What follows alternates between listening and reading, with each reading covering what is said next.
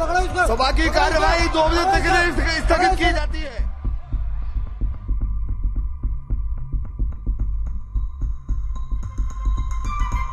कल हमारे नए पार्लियामेंट के अंदर कुछ ऐसा हुआ जिसने हमें आज से 22 साल पहले की एक घटना की याद दिला दी। दोस्तों, मैं बात कर रहा हूँ 13 दिसंबर 2001 की। इस पर्टिकुलर दिन के ऊपर पार्लियामेंट के ऊपर अटैक हुआ था। काफी एक मेजर सिक्योरिटी ब्रीच था और काफी मेजर इश्यूज भी इसके बाद देखने को मिले थे। अब यहाँ पर कल भी कुछ ऐसा ही देखने को मिलता है। हालांकि किसी को कोई इंजरी नहीं आती, पर होता क्या है कि दो विजिटर गैलरी के अंदर लोग होते हैं, वो वहां से जंप करते हैं एंड स्मोक कैनिस्टर की मदद से इस तरह से ना धुआं धुआं यहाँ पे हो जाता है। और ये एक फिर से एक मेजर सिक्योरिटी ब्रीच की तरह यहाँ पे देखा जा रहा है। ये विजिटर्स किस तरह से अंदर आ गए कि यहाँ पे प्रॉपर चेकिंग नहीं हुई कि उनकी, क्योंकि देखो, एक तो पहले ही हमारे यहाँ पे क्वेश्चन मार्क था कि हो सकता है कुछ इस तरह का अटैक हो। पहले कुछ इंटेलिजेंस आ रखी थी। जो पुन्नू है उन्होंने यहाँ पे, जो खालिस्तानी लीडर है उन्होंने ऐसा बोला हुआ था।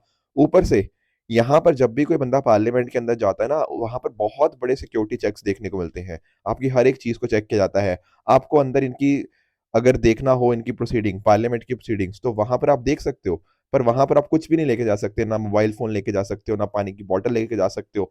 तो ऐसी सुरक्षा के बीच में भैया ये दो लोग कैसे इस तरह से आके कर गए ये चीज, ये अपने आप में हमारी सिक्योरिटी के ऊपर एक क्वेश्चन मार्क डेफिनेटली रेज कर देता है।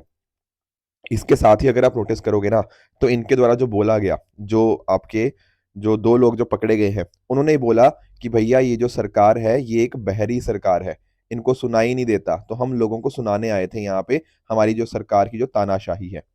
देखो, इन्होंने ना अपने आप को कंपैरिजन किया भगत सिंह के साथ और जो बटुकेश्वर दत्त थे उनके द्वारा भी। आप जानते होंगे कि जब ब्रिटिश सरकार थी तो उनको सुनाने के लिए एक बॉम्ब का यूज किया गया था।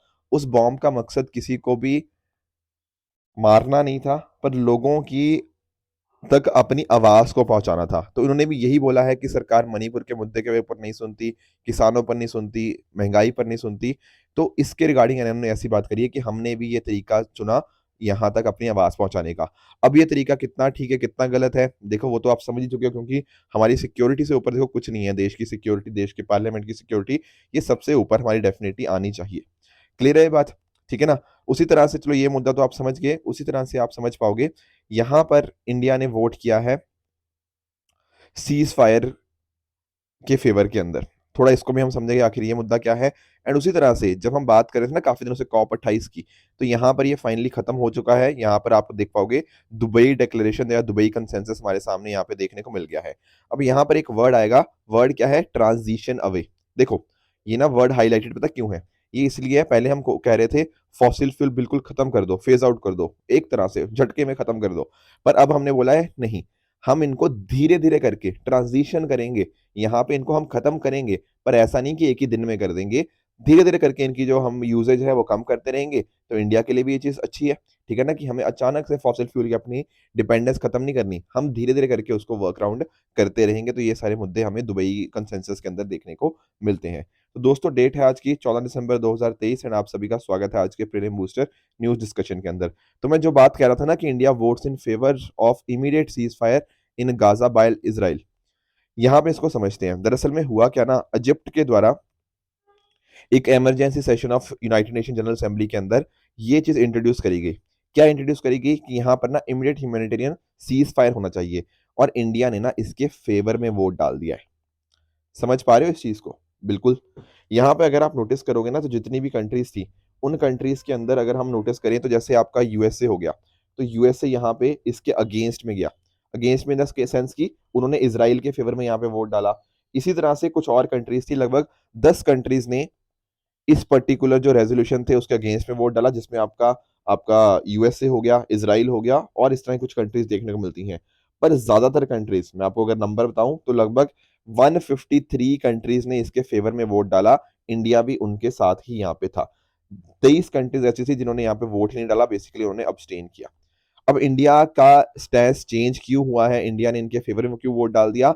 इसका जवाब इंडिया के जो वहां के जो यूएन के पर्सन है उनके द्वारा नहीं दिया गया है, पर उन्होंने बोला है कि हम चाहते हैं कि दुनिया में शांति हो। ये बात उन्होंने यहाँ पर कही है, ठीक है ना? तो इन्होंने क्या डिमांड किया है? Humanitarian seize fire in Gaza. यहाँ पे इस तरह की इनकी डिमांड आपको देखने को मिल जाएगी। साथ ही साथ आपका जितने भी हॉस्टेजेस हैं उनका इमीडिएट एंड अनकंडीशनल रिलीज हो, ये यहाँ पे बात करी गई है।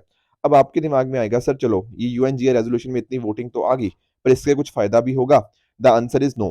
ठीक है सर, ऐसा क्यों कह रहे हो कि कोई फायदा नहीं होगा? क्योंकि एक्चुअली आप नोटिस करो ये जो चीजें होती है ना, तो यहाँ पर इनका कुछ इफेक्ट नहीं होता, हमें देखने को मिलता। कहने का मीनिंग क्या है?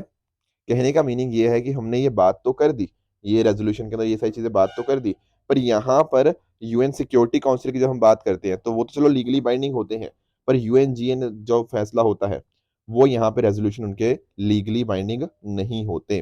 तो इस वजह से ज्यादा कुछ इफेक्ट हमें शायद ग्राउंड पे ना देखने को मिले, बस एक तरह का क्रिटिसिज्म हमें इसराइल का यहाँ पे देखने को मिल जाएगा। बाकी आप जानते हो 7 अक्टूबर 2023 को जिनके बीच में जो जंग स्टार्ट हुई थी, वो सारी बातें तो आपको पता ही होगा। तो इसराइल ने फिर स्टेट ऑफ वॉर डिक्लेयर कर दिया था एंड यहाँ पे उन्होंने ऑपरेशन आयरन स्वॉर्ड को यहाँ पे लॉन्च किया था अगेंस्ट द हमास का जो ऑपरेशन था अल अक्सा फ्लड के अगेंस्ट में। यूएनजीए के बारे में आप जानते होंगे, यहाँ पे टोटल आपको 193 देश देखने को मिल जाएंगे जिनकी सबकी इक्वल वोटिंग होती है। यहाँ पर इनके काम क्या होते हैं कि सेक्रेटरी जनरल को ये अपॉइंट करते हैं on the recommendation of security council. Non permanent members जो बेसिकली सिक्योरिटी काउंसिल के 5 तो परमानेंट होते हैं, उसके अलावा जो 10 नॉन परमानेंट मेंबर होते हैं ना, उनको यहाँ पे इलेक्ट कौन करता है? आपका यूएनजीए ही करता है। यूएन बजट को ये अप्रूव करते हैं। ये सारी बातें आपको पता होनी चाहिए कि ये मेन प्रिंसिपल जो पॉलिसी मेकिंग ऑर्गन है ऑर्गेनाइजेशन का, वो यूएनजीए ही हमें देखने को मिल जाएगा। आगे बढ़े उससे पहले एक छोटी सी इन्फॉर्मेशन रिगार्डिंग आरपीपी यानी कि रिग्रेस प्रीलिम्स प्रोग्राम आपको यहाँ पे देखने को मिल जाएगी। ये पर्टिकुलर जो प्रोग्राम है ना, ये प्रीलिम्स की स्पेसिफिक नीड्स को कैटर करता है। जैसे फॉर एग्जांपल यहाँ पर आपको डेली के 40 क्वेश्चंस प्रैक्टिस करने होंगे, तो टोटल आपका 3500 क्वेश्चन यहाँ पे टोटल प्रैक्टिस हो जाएंगे। उसी तरह से एक बार आपने जीएस क्वेश्चंस प्रैक्टिस किए, फिर हम चलेंगे सी सेट के ऊपर। तो इसके अंदर पता क्या हो रहा है? आपकी प्रैक्टिस प्रैक्टिस प्रैक्टिस हो रही है। तो आप टॉपिक वाइज इन चीज़ों को पढ़ते जाओगे, मतलब अपने एंड के ऊपर, एंड अकॉर्डिंगली उनकी प्रैक्टिस से आपको पता लग जाता है जाएगा कि आप कहाँ पे अच्छा कर रहे हो और कहाँ पे खराब कर रहे हो। साथ ही साथ आपको सी सेट मॉड्यूल भी आपको मिल जाएगा, प्रॉपर आपको ऑल इंडिया रैंक आपको देखने को मिल जाएगी। आपको हार्ड कॉपी मिलेगी जो आपकी प्रीलिम्स वाला उड़ान बुकलेट्स होती हैं। तो इस तरह से आप नोटिस कर पाओगे कि बहुत सारे फीचर्स हैं आपकी प्रैक्टिस को और भी ज़्यादा इंप्रूव करने के लिए, वो सारे कंपोनेंट्स यहाँ पे कवर्ड है। और अगर आप प्रीलिम्स को क्लियर करते हो तो डेफिनेटली आपको जो सृजन है उसका जो कि कंप्लीट एक मेंस गाइडेंस प्रोग्राम है, उसका फ्री एक्सेस भी आपको यहाँ पे मिल जाएगा। तो ये जो पर्टिकुलर प्रोग्राम है ये 8 जनवरी से स्टार्ट हो रहा है। पटेल नगर, मुखर्जी नगर, लखनऊ, पटना, यहाँ पे आप स्टार्ट देख पाओगे। तो आप जाके डिस्क्रिप्शन के अंदर मैंने इसका लिंक डाला हुआ है, अब वहां पर उन लिंक पे क्लिक करके इनकी रिगार्डिंग फर्दर इन्फॉर्मेशन पा सकते हो और अपने आप को एनरोल भी कर सकते हो। आगे चले नेक्स्ट टॉपिक की तरफ, that is white phosphorus bombs. अब ये क्या है? अभी न्यूज में इसलिए क्योंकि ना ऐसा बताया जा रहा है कि इसराइल के द्वारा इनको कुछ यूज किया गया था हमास और हिजबुल्लाह के अगेंस्ट, एंड यूएसए काफी इससे चिंताजनक है कि यार इन्होंने व्हाइट फॉस्फोरस बॉम्ब को क्यों यूज कर लिया। देखो आप जानते होंगे फॉस्फोरस के बारे में, जब मैं बात करता हूँ ना फॉस्फोरस की, इसका एटॉमिक नंबर आपको 15 देखने को मिल जाता है। ठीक है, पी आपको जानते होंगे इस तरह से। अब यहाँ पर जब मैं बात करता हूँ तो फॉस्फोरस भी रेड फॉस्फोरस होता है, व्हाइट फॉस्फोरस होता है। तो जब व्हाइट फॉस्फोरस की बात करते हैं तो एक केमिकल सब्सटेंस है जो इस तरह से आर्टरी शेल्स, बॉम्ब, रॉकेट्स इनके साथ यहाँ पे डिस्पर्स किया जाता है। एक्चुअल में होता क्या है ना, जब आप इस तरह से व्हाइट फॉस्फोरस बॉम्ब को यूज करते हो तो इतना सारा लाइट इस तरह से आपको देखने को मिल जाएंगी। एक्चुअली आप समझो इस बात को, जो फॉस्फोरस है ना वो बहुत ही रिएक्टिव है। ठीक है, अब रिएक्टिव है तो इस वजह से ये फ्री फॉर्म के अंदर आपको मिलता भी नहीं है। पर जब आपने इस तरह से बॉम्ब बना के व्हाइट फॉस्फोरस को ऐसे डाला, तो उसकी वजह से पता क्या होता है, ये आपका ऑक्सीजन के साथ रिएक्ट करता रहता है। अब एटमॉस्फेयर के अंदर आप जानते हो ऑक्सीजन तो है ही है, तो ऑक्सीजन के साथ जैसे जैसे रिएक्ट करता रहेगा, अकॉर्डिंगली ये काफी ज्वलनशील आपको देखने को मिल जाएगा। तो जो भी लोग यहाँ पे रह रहे होंगे उनकी बॉडी के ऊपर बर्न्स वगैरह देखने को मिल जाएंगे, वो जल जाएंगे। ठीक है ना, उनकी बॉडी के ऊपर रैशेस वगैरह आ सकते हैं, काफी दिक्कतें यहाँ पे आती हैं। Plus at the same time यहाँ पर ना इस तरह की बहुत आपको ना बहुत लाइट लाइट लाइट देखने को मिल जाएगी, काफी धुआं वगैरह भी आपको देखने को मिल जाता है। तो होता पता क्या है, काफी बार जैसे मान लो यहाँ पर एक साइड एक फोर्स है और यहाँ पर एक दूसरी फोर्स है, तो कई बार पता क्या होता है कि सामने वाले को थोड़ा एक तरह से कह लो चकमा देने के लिए, या फिर उनको कुछ दिखाई ना दे, तो पता क्या करते हैं, पहली वाली जो कंट्री है ना वो सामने वाले के ऊपर इस तरह से व्हाइट फॉस्फोरस बॉम्ब को यहाँ पे यूज कर लेती है। अब इनको कुछ दिखेगा ही नहीं वहां पे कि क्या चल रहा है क्या नहीं हो रहा, तो अपने ये कुछ भी एक्टिविटी इनको करनी हो ये पीछे आराम से बड़े आराम से कर सकते हैं। तो इस तरह से ये चीज देखने को मिल जाएगी, इससे काफी इंजरीज काफी डेथ्स वगैरह यहाँ पे देखने को मिल जाती है। और काफी हद तक ना आपके सामने वाले मिलिट्री ऑपरेशंस को एक तरह से छुपाने के लिए ये सब चीज़ें यूज़ करी जाती हैं। इसकी जो स्मेल होती है वो गार्लिक जैसी होती है। ठीक है, देखने में ये व्हाइट, येलोइश या कलरलेस आपको देखने को मिल जाएगा। मैंने जैसा बताया ऑक्सीजन के साथ ही साथ-साथ कॉन्टैक्ट में आ जाता है। तो अगर आपने इसको वहाँ यूज़ किया ना जहाँ पे सिविलियन पॉपुलेशन रह रही है, तो अपने आप में बहुत ही ये हार्मफुल हो सकता है। एक्चुअल में आपको मैं समझाता हूँ। देखो एक हमारे पास ना केमिकल वेपन कन्वेंशन है, बिल्कुल कन्फ्यूज़ नहीं होना, क्या है? CWC, chemical weapon convention. तो आपको ध्यान ये रखना है कि केमिकल वेपन कन्वेंशन के अंदर ये एज़ अ केमिकल वेपन की तरह क्लासिफाइड नहीं है। Very, very important point. It is not classified as a weapon, as a chemical weapon under CWC. पर लोगों को लगता है नहीं यार ये तो गलत बात है, हमें तो इसको रेगुलेट करना चाहिए क्योंकि लोगों के लिए बहुत नुकसानदायी हो सकता है। तो बिल्कुल, इस वजह से पता क्या है हमारे पास एक दूसरी कन्वेंशन है जिसका नाम है सीसीडब्ल्यू। इसको सीसीडब्ल्यू भी बोलते हैं या फिर सीसीसीडब्ल्यू भी बोलते हैं। Convention on certain conventional weapon, sorry convention on certain conventional weapon जो जो है ना, यहाँ पर व्हाइट फॉस्फोरस के यूज़ के ऊपर कुछ रिस्ट्रिक्शंस हैं, कुछ रेगुलेशंस हैं। क्या रेगुलेशंस हैं? कि भैया आपने ना इनको सिविलियन लोगों के ऊपर यूज़ नहीं करना। ये यहाँ पर इसके ऊपर रिस्ट्रिक्शंस लगाई गई हैं। आप यूज़ कर सकते हो, पर यहाँ पर आप आम लोगों के ऊपर, सिविलियंस के ऊपर आप इसको यूज़ नहीं करोगे। ऐसा कहाँ लिखा गया है? ऐसा लिखा गया है convention on certain conventional weapon के अंदर। ये जो पर्टिकुलर प्रोटोकॉल है, जो ट्रिपल सीडब्ल्यू की बात कर रहा हूँ, ये आपके जिनेवा स्विट्जरलैंड के अंदर 1980 के अंदर साइन हुई थी एंड 1983 के अंदर इन्फोर्स में आ गई थी। अब कुछ इंपॉर्टेंट कंट्रीज देखो जो यहाँ पे इसकी, जिन्होंने ये प्रोटोकॉल को साइन कर रखा है, जैसे फॉर एग्जांपल इजराइल पैलेस्टीन दोनों ने इसको यहाँ पे साइन कर रखा है, मतलब प्रोटोकॉल के अंतर्गत ये आती है। रशिया यूक्रेन भी आती है इसके अंतर्गत, इंडिया पाकिस्तान चाइना भी आती है और यूएसए भी आती है। तो ये कुछ इंपॉर्टेंट कंट्रीज है जिन्होंने ये पर्टिकुलर चीज के अंतर्गत ये चीज फॉलो करते हैं ट्रिपल सी डब्ल्यू को। तो ये पॉइंट्स आपको पता होने चाहिए, कंफ्यूज नहीं होना। सी डब्ल्यू सी एक अलग कन्वेंशन है, वहां पर it is not classified as a chemical weapon. पर यहाँ पर जो ट्रिपल सी डब्ल्यू के अंतर्गत हमें कुछ रिस्ट्रिक्शंस, कुछ रेगुलेशंस देखने को मिल जाते हैं। आगे चलते हैं, ग्लोबल रिवर सिटी अलायंस के बारे में थोड़ा सा हम जानने की यहाँ पे कोशिश करते हैं कि आखिर ये मुद्दा क्या है। देखो, पहले तो आपको ना मैं रिवर सिटीज़ अलायंस समझाता हूँ कि आखिर रिवर सिटीज़ अलायंस होता क्या है। जब मैं बात करता हूँ ना रिवर सिटीज़ अलायंस की, तो इसका अर्थ क्या है? एक्चुअल में अगर आप नोटिस करो हमारे जैसे देश में बहुत सारी आपको नदियाँ देखने को मिलती हैं, बिल्कुल ठीक बात है। अब अगर ना हम क्या देखें, ये जो नदियाँ हैं, इनके आस-पास हमें कुछ सिटीज़ वगैरह देखने को मिलती हैं, उनको बोलते हैं हम रिवर सिटीज़। अब रिवर सिटीज़ का ना डेवलपमेंट होना चाहिए, पर सस्टेनेबल डेवलपमेंट होना चाहिए। यानी कहने का मतलब क्या? ये सिटीज़ की वजह से हमारी जो नदियाँ हैं, इन नदियों को भी नुकसान ना हो, plus at the same time ये साथ में जो रिवर सिटीज है, ये सिटीज का प्रॉपर डेवलपमेंट भी होता रहे। तो ये फोकस रहता है रिवर सिटीज अलायंस का। तो होता पता क्या है यहाँ पे, एक तो हमारी मिनिस्ट्री ऑफ जल शक्ति आ जाती है, क्योंकि देखो पानी वगैरह का या नदी का ध्यान रखना है। एंड साथ साथ ministry of housing and urban affairs आती है, क्योंकि डेवलपमेंट भी जरूरी है। इसी चीज को बोलते हैं रिवर सिटीज अलायंस। क्या ये बात क्लियर हुई? ठीक है। अब इसी पर्टिकुलर चीज़ को कि हम पानी को कैसे मॉनिटर करें, अपनी बेस्ट प्रैक्टिसेस को शेयर करें, अर्बन एरियाज़ को वापस से कैसे वापस ठीक करें एंड हमारा जो एक्वेटिक इकोसिस्टम है, उसको कैसे बेहतर बनाएँ, ये सारी चीज़ें हमें यहाँ पे देखने को मिल जाएँगी। अब ये जो सारी हमारी इन्फॉर्मेशन है ना, हम क्या कोशिश कर रहे हैं, इसी चीज़ को हम ग्लोबली लेके जाने की कोशिश कर रहे हैं एंड इसी का नाम है क्या? Global river cities alliance. अभी क्या हुआ है, यहाँ पे आपके 9 देश देखने को मिल जाएँगे, इंडिया, इजिप्ट, नीदरलैंड, डेनमार्क, घाना, ऑस्ट्रेलिया, भूटान, कंबोडिया, जापान। ये 9 देश साथ में आए हैं ताकि आपस में मिलकर शेयर करें कि रिवर सिटीज़ को हम कैसे-कैसे अच्छे से डेवलप कर सकते हैं। तो है भले ही 9 कंट्रीज़, पर दरअसल में अगर आप नोटिस करोगे ना, तो ये जो रिवर सिटीज़ हैं एक्चुअल में 11 कंट्रीज़ को कवर करती हैं। पार्टिसिपेंट इसमें 9 ही कंट्रीज़ हैं, इसमें कोई डाउट की बात नहीं है। पर यहाँ पर कवरेज जो आ चुका है वो 11 कंट्रीज़ के अंदर जो रिवर्स फ्लो करती हैं, उनका हमें देखने को मिल जाएगा। तो इंडिया का जो डेफिनिटली था national mission for clean Ganga, उसी के बेसिस के ऊपर ये देखने को मिल जाएगा। और साथ साथ national institute of urban affairs, actual में क्या है, मिनिस्ट्री ऑफ जल शक्ति और मिनिस्ट्री ऑफ हमारी जो हाउसिंग एंड अर्बन अफेयर्स, ये बात आपको दोनों पॉइंट्स आपको समझ आने चाहिए, उसी के बेसिस के ऊपर ये वर्क कर रहा है। तो सेक्रेटेरिएट कहाँ पे है इसका? Secretariat national mission for clean Ganga ही उसका सेक्रेटेरिएट का रोल प्ले करेगा। ठीक है ना? तो इंडिया वाला जो था रिवर सिटीज अलायंस, वहां पर भी आपको देखने को मिल जाएगा कि 2021 में हमने स्टार्ट किया था 30 सिटीज के साथ एंड आज के समय के ऊपर टोटल 143 रिवर सिटीज हमें देखने को मिल जाएंगी। तो इंडिया में जितनी भी रिवर सिटीज हैं वो इस अलायंस को यहाँ पे ज्वाइन कर सकती हैं।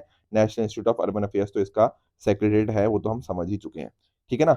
एक और चीज आपको पता होनी चाहिए विद रिगार्ड्स टू धारा। धारा क्या है? Driving holistic action for urban reverse. ये मीटिंग होती है इन सभी रिवर सिटीज अलायंस की, जो कि ऑर्गेनाइज कौन करता है? National mission for clean Ganga and national institute of urban affairs. ये मीटिंग को बोलते हैं हम धारा। तो ये कुछ पॉइंटर्स थे जो आपको with regards to global river cities alliance पता होने चाहिए। इसी को अभी जो कॉप 28 था ना दुबई के अंदर, उसी टाइम के ऊपर लॉन्च यहाँ पे किया गया है। इवन यूएसए के साथ भी जो आपका मिसिसिपी रिवर है ना, उनके साथ भी हमारा मेमोरेंडम ऑफ कॉमन पर्पस यहाँ पे साइन हुआ है, ताकि हम देख पाएँ कि कैसे यहाँ पर इसको और वर्क अराउंड किया जा सकता है मिसिसिपी रिवर को, तो वो बात भी देखने को मिल जाएंगी। साथ ही साथ यहाँ पे जो पैसा है, वर्ल्ड बैंक हो गया, एडीबी हो गया, एआईबी हो गया, इन्होंने भी अपना सपोर्ट दिखाया है इस पर्टिकुलर इनिशिएटिव को। तो ये कुछ पॉइंटर थे ग्लोबल रिवर सिटी अलायंस के, आपको पता होने चाहिए। आगे चलते हैं, financial stability implications of multi function crypto asset intermediaries. अभी पता क्या हुआ है, फाइनेंशियल स्टेबिलिटी बोर्ड एफएसबी के द्वारा एक रिपोर्ट निकाली गई है। रिपोर्ट क्या कहती है वो हम देखेंगे, पहले आप फाइनेंशियल स्टेबिलिटी बोर्ड को एक बार आप समझ लो। दरअसल में क्या है ना, फाइनेंशियल स्टेबिलिटी बोर्ड को एस्टेब्लिश किया गया था कब, 2009 के अंदर। और दरअसल में उस टाइम क्या था, G20 की मीटिंग के दौरान इसको, G20 का ना समिट चल रहा था पिट्सबर्ग के अंदर। उस टाइम के ऊपर हमने बोला कि हमें ना फाइनेंशियल स्टेबिलिटी बोर्ड को यहाँ पे एस्टेब्लिश करना पड़ेगा। एक्चुअली उससे पहले फाइनेंशियल स्टेबिलिटी फोरम एग्जिस्ट करता था, तो उसी का ही एज अ सक्सेसर हमने यहाँ पर इसको एस्टेब्लिश किया है, जो कि आपका देखने को मिलता है। ठीक है ना? तो ये बात आपको पहली बात तो पता होनी चाहिए कि G20 का यहाँ पे बहुत इंपॉर्टेंट रोल रहा है। तो ये क्या करता है, आपकी ग्लोबल फाइनेंशियल सिस्टम को हम कैसे बेहतर बना सकते हैं, उसके रिगार्डिंग ये अपनी रिकमेंडेशन यहाँ पे देता है। क्लियर हुआ? इसके हेडक्वार्टर्स एक्चुअली आपको बेसल स्विट्जरलैंड के अंदर आपको देखने को मिल जाएंगे। तो जहां पर ना आपको जानते होंगे, आप बीएएस के बारे में जानते होंगे, बैंक फॉर इंटरनेशनल सेटलमेंट, तो वही यहाँ पे इसको फंड करता है, वही इसको होस्ट करता है, एंड इसी वजह से इसके हेडक्वार्टर्स भी आपको वहीं पे देखने को मिल जाएंगे। तो आज के समय के ऊपर आपको 68 मेंबर इंस्टीट्यूशन आपको देखने को मिलते हैं, जहां पर आपके फाइनेंस मिनिस्ट्री, सेंट्रल बैंक्स हो गया, और आपके अलग अलग अथॉरिटीज हैं। तो बोर्ड के अंदर कौन कौन आता है, आपके जितने भी G20 मेजर इकोनॉमीज हैं, वो सारी की सारी आपको देखने को मिल जाएंगी। This is financial stability board, जो कि ग्लोबल फाइनेंशियल सिस्टम को मॉनिटर करता है। साथ ही साथ आईएमएफ के साथ भी ये ज्वाइंटली काम करता है, कहीं पर भी कोई दिक्कत आ रही हो, अर्ली वार्निंग एक्सरसाइज को कंडक्ट यहाँ पे इसके द्वारा किया जाता है। अब बात करते हैं कि आखिर इसने बात क्या करी है। इसने बात करी है multi function crypto asset intermediaries के बारे में। बेसिकली ना, ये वो कंपनीज होती हैं जो कि अलग अलग क्रिप्टो एसेट्स को, क्रिप्टो प्रोडक्ट्स को यहाँ पे ऑफर करती हैं, उनके ट्रेडिंग के रिगार्डिंग सर्विसेज वगैरह देती हैं, उनको बोलते हैं multi function crypto asset intermediaries. ये कुछ एग्जांपल आप देख सकते हो, कॉइनबेस हो गया, बिनांक हो गया, बिटफिनेक्स हो गया, ये सारे कुछ एग्जांपल्स हैं। अब ये पैसा कैसे कमाते हैं, ये कमाते हैं जब आपसे कुछ ट्रेडिंग के रिगार्डिंग जो कुछ ट्रांजैक्शन फीस वगैरह ली जाती है, उसके माध्यम से। अब इसके साथ ना कुछ रिस्क इन्होंने बताए हैं। क्या रिस्क बताए हैं? इन्होंने रिस्क ये बताए हैं कि इनके द्वारा ये जो multi function crypto asset intermediates की बात कर रहा हूँ ना, तो ये भी अपनी तरफ से कुछ क्रिप्टो एसेट्स को इशू करते हैं। अब खुद इशू करते हैं, खुद ही ट्रेड करते हैं उसके अंदर, तो इस वजह से कॉन्फ्लिक्ट ऑफ इंटरेस्ट आ जाता है। तो इन्वेस्टर का पैसा प्रोटेक्टेड है या नहीं है, फाइनेंशियल स्टेबिलिटी है या नहीं है, इसके ऊपर कुछ क्वेश्चन मार्क उठ गए। पैसे की कमी हो गया, लैक ऑफ लिक्विडिटी हो गया, ये कुछ इश्यूज हो गया। और साथ ही साथ कई बार ऐसा भी होता है कि ना साइबर अटैक्स का इनके ऊपर अटैक हो जाता है, तो कई बार फंड्स वगैरह स्टोल हो जाते हैं। तो ये पॉइंटर्स कुछ इश्यूज थे जो कि फाइनेंशियल स्टेबिलिटी बोर्ड ने इनके रिगार्डिंग यहाँ पे बताए हैं। आगे चलते हैं नेक्स्ट टॉपिक की तरफ, that is delta ranking for aspirational block programme. अभी क्या हुआ है, नीति आयोग के द्वारा ना पहली डेल्टा रैंकिंग ऑफ एबीपी यहाँ पे रिलीज करी गई है। यहाँ पर एक्चुअली मैं आपको समझाता हूँ, आप एस्पिरेशनल डिस्ट्रिक्ट्स के बारे में समझते होंगे। बेसिकली वो डिस्ट्रिक्ट्स ना जो वहाँ पे थोड़ी डेवलपमेंट कम है, तो हम कोशिश क्या कर रहे हैं कि वहाँ पे डेवलपमेंट कैसे बढ़ाई जाए। जैसे हेल्थ के अंदर, न्यूट्रिशन के अंदर, एजुकेशन, एग्रीकल्चर, अलग अलग सेक्टर्स के अंदर यहाँ पे चीज़ें बढ़ाई जा पाए, ये यहाँ पे फोकस रहता है।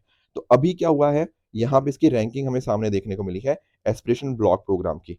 यहाँ पर आप देख पाओगे जैसे तेलंगाना का जो त्रियानी ब्लॉक है, यहाँ पर इसको टॉप रैंकिंग मिली है, टॉप परफॉर्मर। उसी तरह से उत्तर प्रदेश का जो कौशाम्बी ब्लॉक है, उसको यहाँ पे टॉप परफॉर्मेंस आपको देखने को मिल जाती है। तो इस तरह से यहाँ पे देखा गया कि किस किस ने कैसा परफॉर्मेंस किया, क्या उनकी प्रोग्राम की प्रोग्रेस वगैरह क्या थी, वो सारी चीज़ें। तो इन जो भी इसके टॉप रैंकर्स थे एस्पिरेशन ब्लॉक प्रोग्राम के और एस्पिरेशन डिस्ट्रिक्ट प्रोग्राम के, उनको यहाँ पे हॉल ऑफ फेम के ऊपर यहाँ पे डिस्प्ले किया जाएगा। तो इस तरह से ना हुआ क्या है, 6 जोन्स के अंदर हमने यहाँ पे डिवाइड कर दिया है। जोन 1 है आपका hill and north east states, zone 2 है नॉर्दर्न इंडियन स्टेट्स हो गया, जोन 3 है सदर्न स्टेट्स हो गया।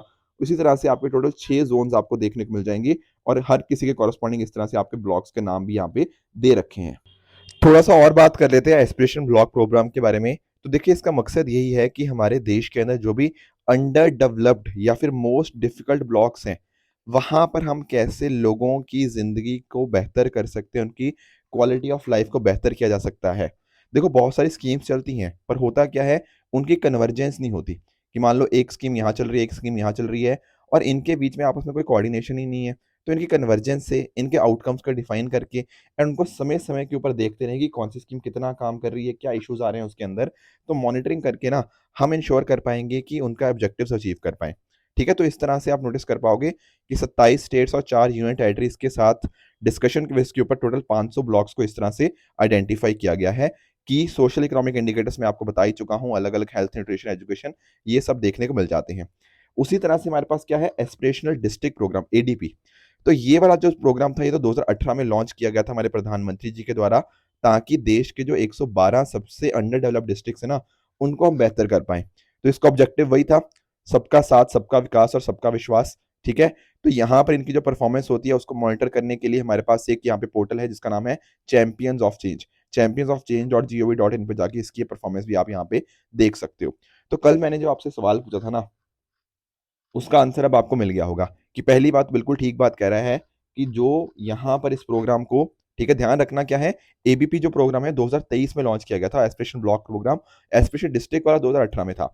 इस प्रोग्राम का यही काम था, कहीं ना कहीं आपके जो अंडर डेवलप्ड ब्लॉक्स हैं उनको आप डेवलप करो। और यहाँ दूसरा स्टेटमेंट कह रहा है कि blocks from each district have been included. ऐसा नहीं है, आपके 329 डिस्ट्रिक्ट से लगभग 500 ब्लॉक्स को आइडेंटिफाई किया है, तो सारे डिस्ट्रिक्ट्स नहीं है, तो सेकंड बात गलत हो जाएगी। तीसरा बात कह रहा है कि ranking of blocks is calculated as per their performance, बिल्कुल ठीक बात है। तो पहला और तीसरा सही है, तो यहाँ पे टोटल 2 स्टेटमेंट्स आपको करेक्ट देखने को मिल जाएंगी।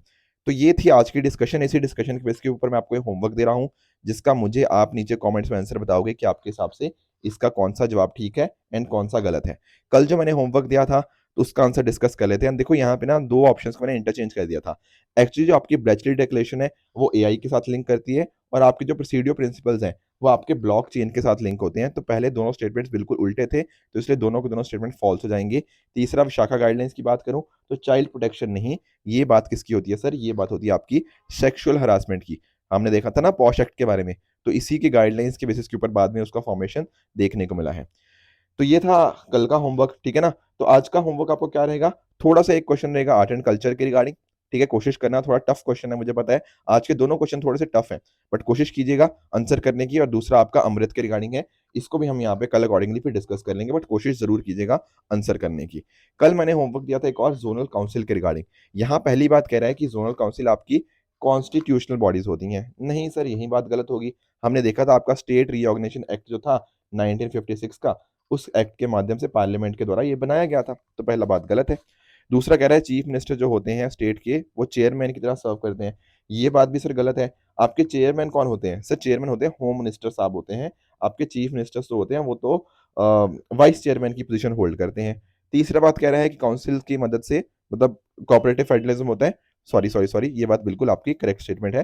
तो तीसरी स्टेटमेंट आपकी बिल्कुल ठीक है, क्योंकि आप नोटिस करो कि अलग अलग स्टेट साथ में आ रही है, यूनियन टेरिटरी साथ में आ रही है, तो कोऑपरेशन कोऑर्डिनेशन डेफिनेटली बढ़ रहा है। तो कितने करेक्ट है यहाँ पे, ओनली 1 इज करेक्ट। यही एक्सप्रेशन मैंने यहाँ पे लिख भी रखी है, आप इसको पढ़ भी सकते हो। तो ये दोस्तों, ये थी आज की डिस्कशन। अगर आपको इसकी पीडीएफ चाहिए तो आप हमारे Telegram channel PW online official पे जाके इसकी पीडीएफ को डाउनलोड कर सकते हो एंड अपनी प्रेपरेशन को और भी बेहतर बना सकते हो। दोस्तों, इसी तरह से आप भी अपने एंड पे हार्डवर्क करते रहिए। Goodbye and good luck.